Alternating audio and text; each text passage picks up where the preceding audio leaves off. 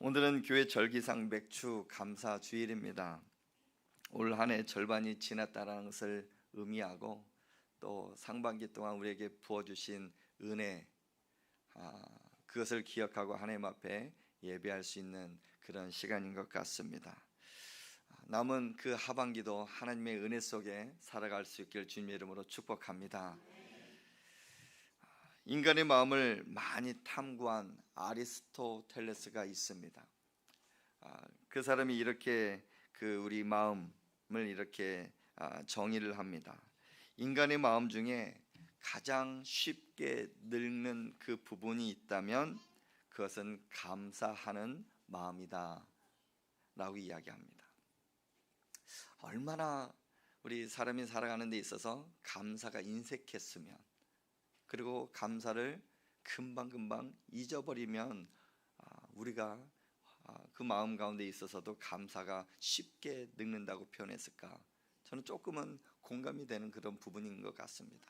하지만 세상 사람들과 우리가 다른 점은 그래도 우리가 더 감사하지 않을까? 왜냐하면 매주 한 번은 하나님 앞에 나와 예배를 드리면서 그래도 하나님 감사합니다, 감사합니다, 그 우리의 삶을 돌아볼 수 있는 시간이 있어서 그래도 세상 사람들과는 조금 다르지 않을까? 그리고 세상 사람들과 비교해 볼 때는 우리 마음이 그 사람들보다 조금 덜 늙지는 않을까, 저는 생각이 듭니다. 여러분, 늙은 마음이 있다면 오늘 젊어지는 은혜가 있기를 주님의 이름으로 축복합니다. 맥주 감사절은 하나님의 은혜에 감사하여 지키는 절기입니다. 그런데 오늘 도시 생활을 하는 성도들에게 있어서 하나의 의문점이 생기죠.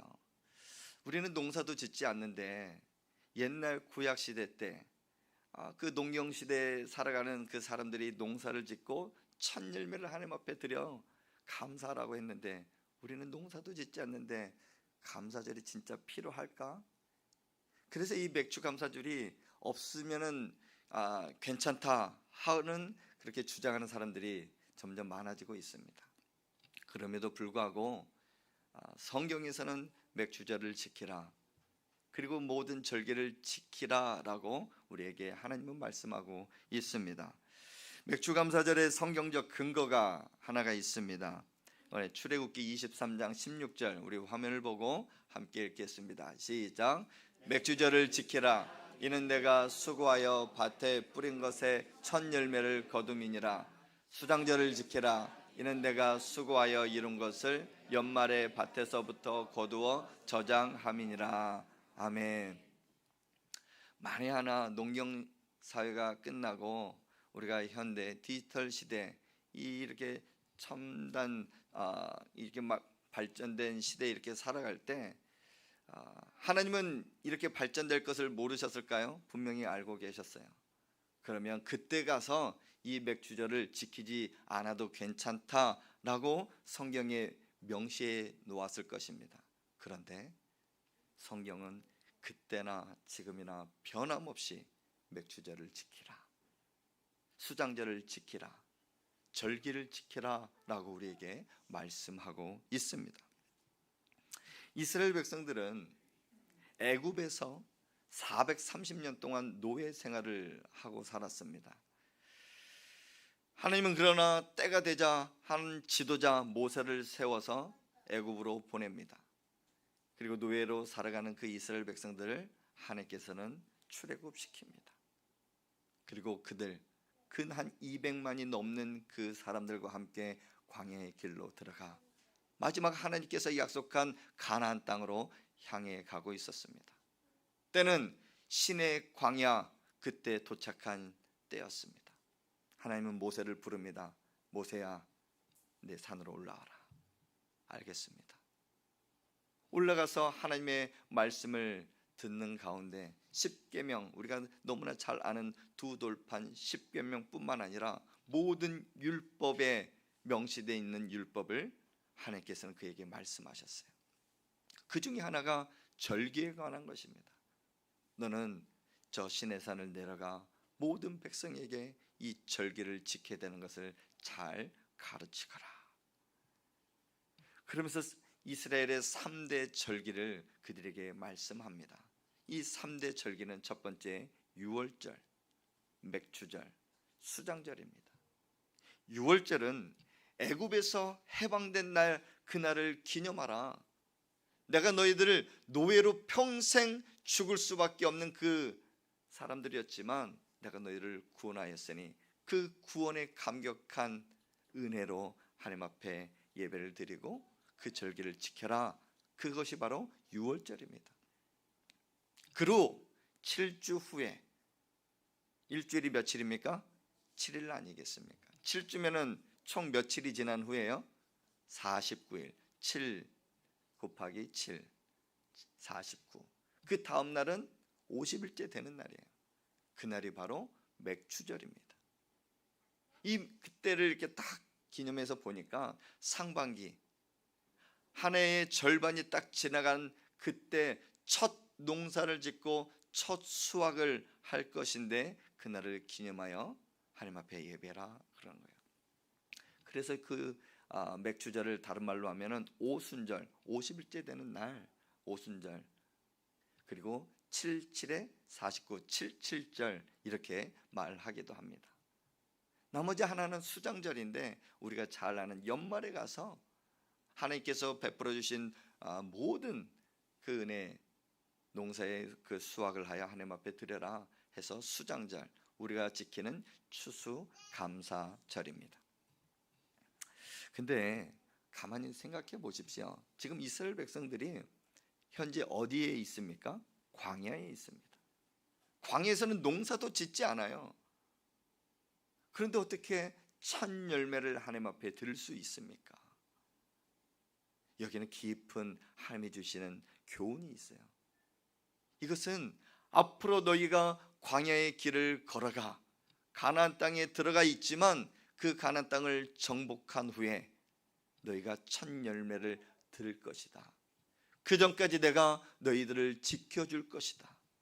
너희들의 미래는 내 손에 달려 있다 라는 것을 하나님은 그들에게 말씀해 주고 있는 것이에요. 사랑하는 성도 여러분, 우리의 미래는 하나님의 손에 달려 있음을 여러분 믿으시길 바랍니다. 지금까지도 하나님께서 베풀어 주신 그 은혜인데 앞으로 살아갈 그 날도 하나님께서 지켜주신다는 거예요.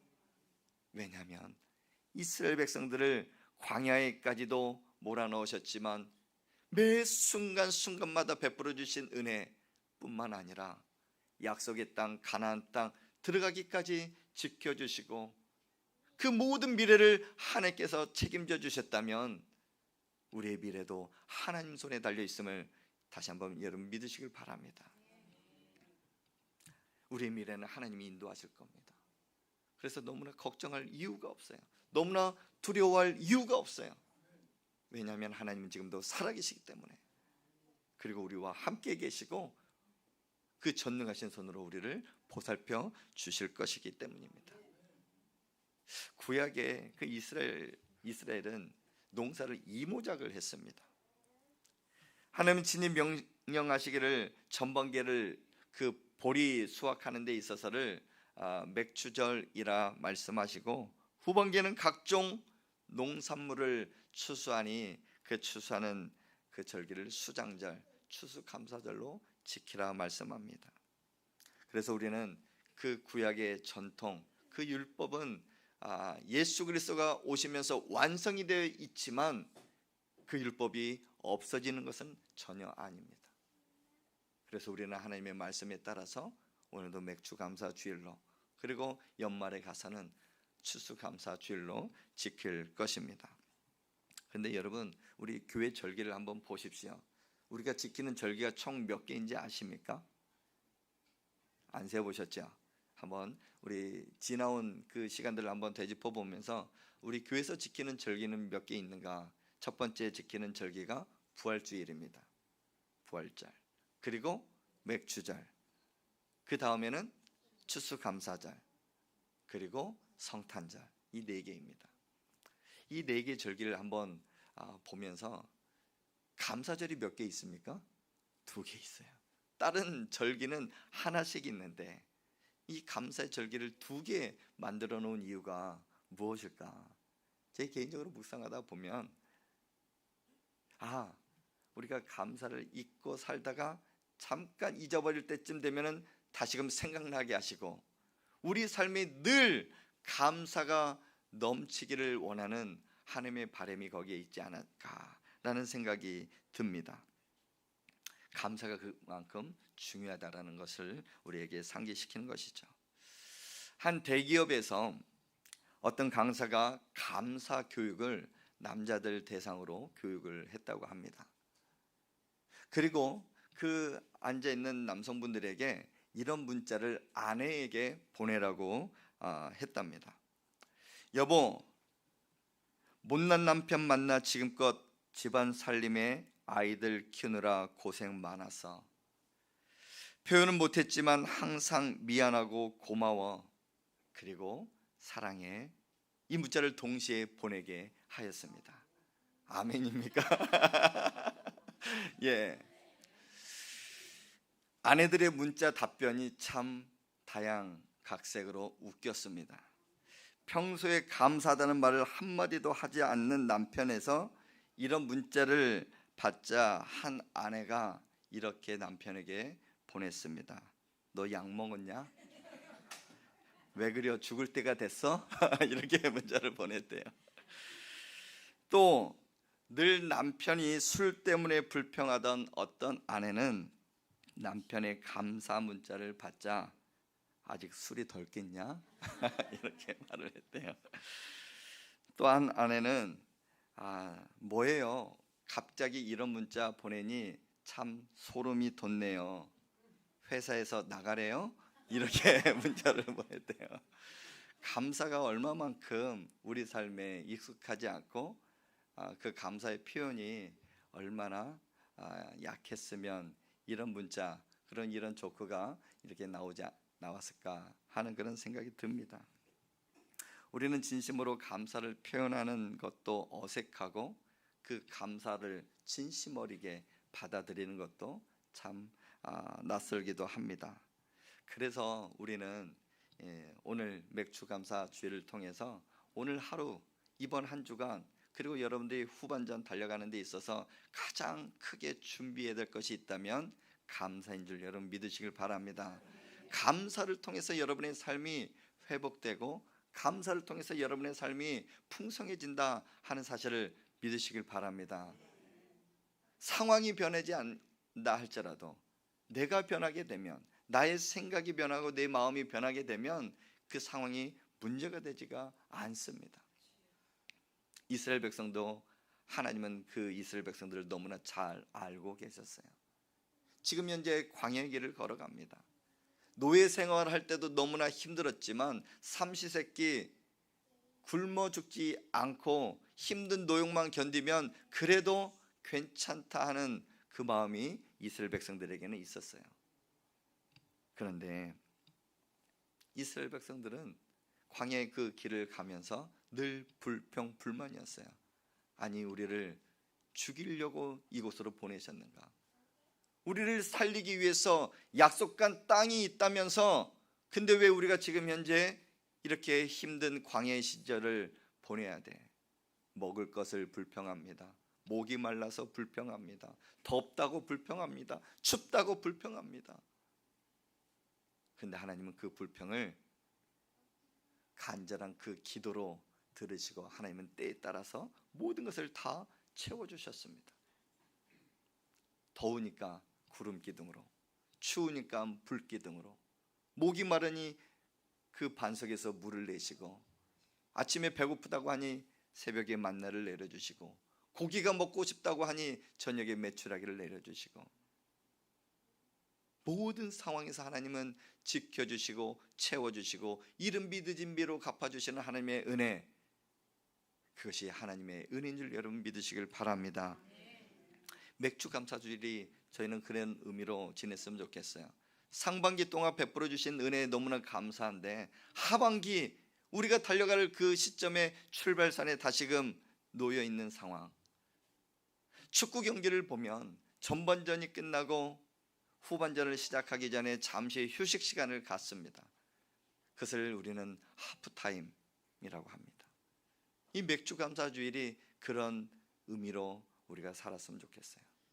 잠시 하나님께서 우리에게 휴식 시간을 주었는데 앞으로 달려가 우리 후반전을 진행해야 되는 그 시점에 우리가 무엇을 잡고 어떻게 살아가야 될 것인가, 출발선에 있는 우리 모두가 하나님 감사합니다 하는 그 고백으로 살아갈 수 있길 주님 이름으로 축복합니다. 따라해 봅시다. 하나님 감사합니다. 하나님 감사합니다. 무엇이 감사합니까?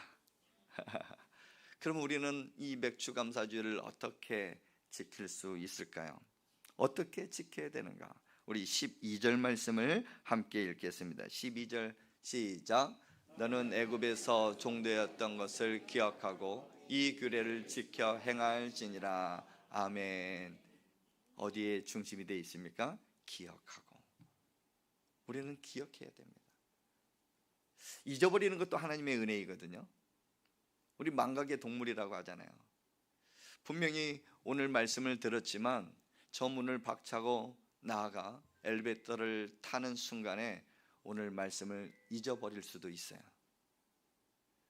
이 말씀을 쓰고 듣고 보고 영상으로 봐야 그래도 한 3시간 4시간 기억에 남는다고 하는데, 하루가 지나고 이틀이 지나고 3일이 지나면은 그저 나도 모르게 그 삶에 젖어들어 주일에 무슨 말씀을 했는지 그래도 이번 주는 기억에 남을 것 같아요. 왜냐하면 맥주 감사 주일이라 했으니 어떠한 말씀이 생각 안 나도 그래 감사해야지, 그 기억은 날 거라라는 것이죠.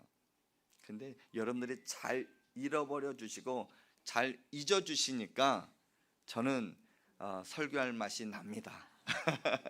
이 설교 다음 주에 해도 새롭게 아마 들릴 수도 있을 거예요. 그런데 하나님은 기억하라라고 그래요. 기억하라. 아까 말씀드렸던 것처럼 이스라엘 백성들은 평생 종으로 살고 노예로 사는 신세였습니다. 그런 죽을 인생이었어요. 그런데 하나님께서는 모든 것을 충족시키고 구원해 주셨다는 사실이에요. 매일같이 하나님께서 은혜를 내려주시고 그것이 하루 이틀 끝나는 것이 아니라 1년 2년으로 끝나는 것이 아니라 40년 동안 그 광야의 생활 지나는 그 순간순간, 그리고 가나안 땅으로 들어갑니다. 들어가서 처음부터 농사를 지은 게 아니에요.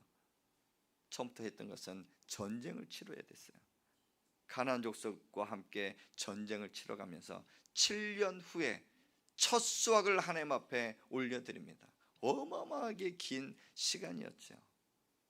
근데 하나님은 이스라엘 백성들을 한순간도 잊어버리지 아니하시고 매 순간순간 지켜주셨다는 사실이에요. 그 뒤에 모든 사항들, 하나님이 베풀어 주시는 은혜를 기억하는 거 우리의 삶에도 적용할 수 있을 것 같습니다. 짧게는 이번 한 달만, 아니 지난 한 달 6월 한 달만 보더라도 우리에게 수많은 일들이 일어났잖아요. 그 가운데서도 우리를 지켜주시고 늘 예배의 자리, 하나님의 은혜 자리에 있게 해주시니 얼마나 감사합니까? 오늘도 건강 주시는 이 자리에 있는 거 아니겠습니까? 모든 순간순간 하나님 베풀어 주신 이것이 은혜였구나. 그렇습니다. 하나님 은혜에 감사합니다. 그것을 기억하고 하나님 앞에 감사로 고백할 수 있다면 우리의 삶은 더 풍성할 줄 믿습니다. 두 번째는 어떻게 하면 좋을까? 10절 말씀을 우리 한번 같이 읽겠습니다. 10절입니다. 시작. 내 하나님 여호와 앞에 77절을 지키되 내 하나님 여호와께서 내게 복을 주신 대로 내 힘을 헤아려 자원하는 예물을 드리고. 아멘. 힘을 다하여 하나님 앞에 예물을 드리라고 합니다. 우리가 입으로 고백합니다. 하나님 감사합니다. 우리 자녀들이 엄마 고마워, 우리가 낳아주신 그 부모님에게도 전화를 하면서 엄마 아빠 감사해요, 고마워요. 그러면서 입으로만 감사하는 것이 아니라 때로는 그 마음을 다해서 우리 엄마에게 필요한 것은 무엇이 없을까? 우리 뭐 부모님이 사는 그곳에 불편함은 없을까 하면서 그 마음이 간다고 하면 마음만 가는 것이 아니라 예물도 가고 또 우리의 지갑을 열어 우리 부모님을 이렇게 대접하는 것처럼 하나님께 우리 마음을 다하듯 그 마음을 다해 하나님 앞에 예물을 드리는 것이 바르다, 그것이 옳다라고 오늘은 말씀합니다. 마음을 다해 하나님 앞에 예배 드리는 거 너무나 감사하죠. 근데 자원하는 마음으로 힘을 다하여 주님 앞에 드려지는 예물까지 있어야 더욱 하나님이 기뻐하신다라는 것이죠. 그렇다고 하나님이 없어서 그런 것이 아니에요. 하나님 이 모든 만물을 다 창조하신 이 세상에서 가장 부자가 하나님이십니다. 그런데 너희 마음을 내가 받을게. 마음 있는 곳에 너희의 물질도 있다라고 성경은 말하고 있어요. 그래서 오늘 드려진 헌금 가운데 여러분의 마음이 다 쏟아져 있는 것을 저는 믿습니다. 늘 헌금 개수를 이렇게 하다 보면은 이렇게 감사할 제목들이 있구나, 감사 제목들을 거기다가 써주시는 분들도 있거든요. 근데 그분의 상황을 보면 그렇게 드릴 상황이 아니거든요. 저는 너무나 잘 알아요. 근데 하나님은 더 잘 아시고 늘 지켜주시고 하나님의 때에 그곳에 더 풍성하게 하나님께서 주실 것을 믿으시길 바랍니다. 여러분, 감사는 축복의 열쇠입니다. 감사는 축복의 열쇠. 늘 감사하며 우리 마음을 다하여 입으로 고백하지만 우리가 또 다시 하나님 앞에 드려지는 자원하는 힘으로 드려지는 것도 우리에게 중요하다는 것을 여러분 믿으시길 바랍니다. 지난 한 주간 제가 주일 말씀에 하나님 좋은 일이 가득하기를 소원합니다 하면서 온 성도들과 함께 말씀을 나눴습니다. 그리고 매 새벽마다 우리 성도님들을 위해서, 교회를 위해서 기도할 때 하나님 이번 한 주도 우리 성도들의 가정 가운데, 생업 가운데 자녀들이 지난 그 모든 시간들이 좋은 일들 가득했으면 좋겠습니다. 하나님 은혜 베풀어 달라고 기도했습니다. 그런데 화요일이었습니다. 저에게도 뜻하지 않은 소식을 접하게 됐습니다. 지난 3일 동안 제가 세미나를 이렇게 참석하고 있는데 저희 아내가 세미나 중간에 전화를 하였습니다. 여보, 이번 주부터, 돌아오는 주일부터 주일학교 예배 공간 저 합기도장을 대관하지 않겠다라고 관장이 다녀갔습니다. 그 이야기를 듣는 순간 제가 어떻게 했을까요? 세미나 맨 마지막 강의가 기도의 능력이었습니다. 거기 앞에서 불평을 하면은 제가 세미나 교육 받은 것도 이게 무너질 것 같고, 그날 새벽에 묵상한 말씀도 하나님보다 앞서지 말라, 그 말씀이 있어서 그래 내 마음을 막 추스렸어요. 그러면서도 하나님 기도했어요. 하나님 어떻게 해요? 어떻게 이런 일을 저에게 전해 주십니까? 시간이 좀 지났습니다. 그러면서 마음을 좀 가라앉히는데 그런 마음이 드는 거예요. 하나님께서 더 좋은 것을 주시려나 보다. 우리 아이들을 너무나 사랑하기 때문에 더 좋은 것을 주시려나 보다, 그런 마음이 생기는 거예요. 그리고 그 다음날 새벽에 와서 새벽 기도하는데 우리 나오신 성도님들과 함께 기도 제목을 나눴어요. 그 새벽에 기도하는데 하나님께서 주시는 마음은 네가 돈이 없지 내가 돈이 없냐? 그러시는 거예요. 하나님께서는 다 가지고 계신다는 거예요. 근데 그 말씀이 사도행전 말씀을 전하고 있는데, 이 사도들 베드로와 요한을 비롯하여 많은 사도들도 복음을 전하다가 옥에 갇히는 사건이 벌어진 것입니다. 하나님이 함께 하시고 복음을 전하는데 왜 고통, 고난, 핍박을 받게 하십니까? 그런데 하나님께서는 가만히 내버려 두시지 않냐고 옥문을 열고 그들을 다시금 복음의 현장으로 보내주셨다는 사실이에요. 그리고 그들이 두려워하거나 위협을 받아 그냥 흩어진 것이 아니라 더 담대히 주의 복음을 전하였더라. 그 이후에 날마다 날마다 하나님께서 은혜를 부어주셨다 하는 그 말씀이 사도행전 말씀이 그 묵상하게 되었어요. 그 말 묵상하다 보니까 그래, 그거 한 가지 때문에, 그 교실 하나 잃어버린 것 때문에, 예배실 하나 그 공간이 문이 닫혔다고 해서 우리가 예배를 못 드리는 것이 아니라 어떻게 해서든지 이 공간에서 하나님 예배하다 보면 하나님이 예배한 큰 은혜를 우리에게 주실 거다 하는 확신이 생겼어요. 그래서 저 뒤에 보십시오. 저기 가려져 있는 그 공간에 아이들이 예배하고 있어요. 아이들한테 너무나 미안해요. 그런데도 저 안에서도 은혜 받을 겁니다. 그냥 하나님께서 은혜를 주실 거니까. 그리고 저 아이들이 시간이 지나면서 우리가 이 공간 안에서 예배를 드리다 더 큰 건으로 가면은 얼마나 감사하겠습니까? 그런 마음이 들었습니다. 우리에게 왜 저런 시험을 나에게 주시는가?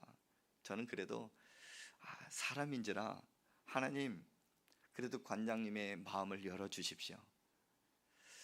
어제 말씀 이렇게 밤까지 이렇게 준비하면서도 관장님한테 혹여나 연락 오지 않을까? 그런 기대감도 있었거든요. 근데 끝내 안 왔어요. 여러분, 이 상황에서 감사해야 되는데 특별히 감사합시다 말씀을 준비하는 저에게는 너무나 힘들었습니다. 여러분에게 그럼에도 불구하고 감사해야 합니다 용기가 서지 않았어요. 근데 하나님께서 주시는 은혜는 너무나 컸습니다. 왜냐하면 온 성도들과 함께 기도하게끔 이 제목을 저는 주셨으리라 저는 믿습니다. 저 혼자만의 고통이 아니라, 저 혼자만의 고난이 아니라, 몇몇 사람들에게 책임이 아니라 우리 초대교회에 모여서 함께 그 마가 다락방을 불태웠던 120명의 모든 성도들이 하나님 앞에 부르짖었더니 성령 하나님께서 임재하시지 않았습니까? 그러면서 3,000명, 5,000명 회개하고 돌아오며 그 교회가, 초대교회가 세워져 가는 그 모습 가운데 하나님께서는 처음부터 큰 것을 주시지 않고 주셨다가 잠깐 너희가 기도해야지, 기도를 잊지 않게끔 하셨던 거에 저는 참 감사를 하고 있습니다. 때론 저에게 교만할까 봐 더 간절히 주님 앞에 부르짖으라고, 성도들과 함께 기도하라고 주신 하나님의 메시지라 저는 생각이 듭니다. 그래서 우리 주일학교 아이들 저 공간을 위해서 우리 온 성도들이 함께 기도해 주시기를 주님으로 부탁드립니다. 그리고 하나님께서는 더 큰 것을 예비하실 겁니다. 지금까지도 우리 가밀 하나님께를 10개월 동안 베풀어 주신 은혜를 생각하면 앞으로 베풀어 주실 은혜가 더 기대가 됩니다. 처음에 예배 드릴 때 여기 한 20명 정도 드렸었거든요.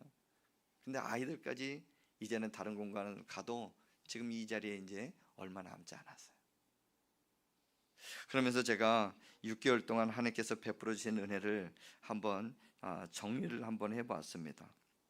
올 한 해 지난 6개월을 돌아보았습니다. 그런데 쉽지 않은 시간이었습니다. 우리 전체적으로 이렇게 보면 여전히 코로나19는 우리 삶의 일부분으로 아직까지 남아 있습니다. 마스크를 쓰고 다니며 또 코로나의 위협을 받지 않을까 두려움도 우리 안에 여전히 남아 있습니다. 세계 전쟁, 러시아와 우크라이나 전쟁은 지금도 계속되고 있고 그 두 나라 전쟁 때문에 세계가 힘들어져 있습니다. 물가는 올라가고 서민들은 살기 힘든 시대에 있습니다. 그 외에도 어려운 일들이 많았지만 주님의 은혜로 6개월을 보내고 오늘까지 잘 살아왔습니다. 그럼에도 불구하고 돌아보면 감사할 일이 참 많이 있습니다. 첫 번째는 온 성도들 만나게 해주시는 만남의 복이 있었다는 것입니다. 그리고 온 성도들 건강으로 인도해 주셔서 감사합니다. 성도들의 가정과 직장, 사업장을 지켜주셔서 감사합니다. 교회 모든 사역을 은혜 가운데 진행하여 부흥성장케 해주시니 감사를 하였습니다. 1월에 송구 영신 예배를 드렸고 2월에 특별 새벽기도, 풍경채 아파트 사전점검 전도를 하였고 3월 봄소풍 다녀왔으며 4월 풍경채 아파트 입주 전도를 시작하였습니다. 그리고 2단 세미나까지 우리 교회에서 진행하였습니다. 5월 가족의 달 행사를 진행하며 주일학교 예배를 시작하였습니다. 푸르지오 아파트 사전 점검 전도를 하였고 6월 풍경채 아파트 입주 전도를 마감하였습니다. 또다시 하나님은 슬러시 전도를 통해 아이들 학원, 학교에 전도를 시작하게 되었습니다. 예배와 교제를 통해 공동체가 하나 되는 회복하게 해주셔서 감사하고 예배 출석 인원도 많이 증가하고 이 지역에 선한 영향을 흘려보낼 수 있는 은혜가 있어서 참 감사하였습니다.